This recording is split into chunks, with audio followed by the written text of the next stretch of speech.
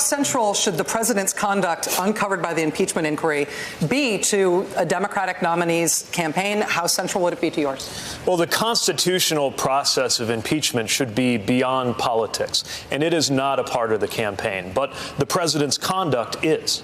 The impeachable conduct that we have seen in the abuse of power that we're learning more about in the investigations, but just to be clear, the president's already confessed to it on television. But that's just part of what we've seen.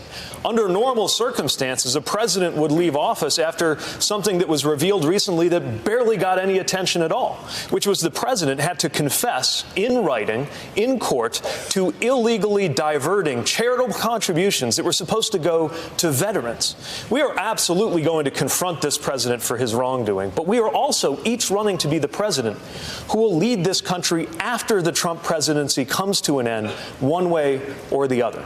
I'm running to be the president for that day the sun comes up and the Trump presidency is behind us, which will be a tender moment in the life of this country.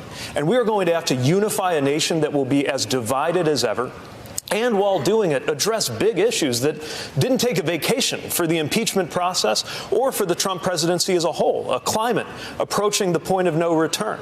The fact that we've still got to act on health care. Kids learning active shooter drills before they learn to read. And an economy where even when the Dow Jones is looking good, far too many Americans have to fight like hell just to hold on to what they've got. Mr. Mayor. Those are the crises that will be awaiting the next president and will be at the heart of our campaign. Mr. Mayor, thank you. Hey there, I'm Chris Hayes from MSNBC. Thanks for watching MSNBC on YouTube. If you want to keep up to date with the videos we're putting out, you can click subscribe just below me or click over on this list to see lots of other great videos.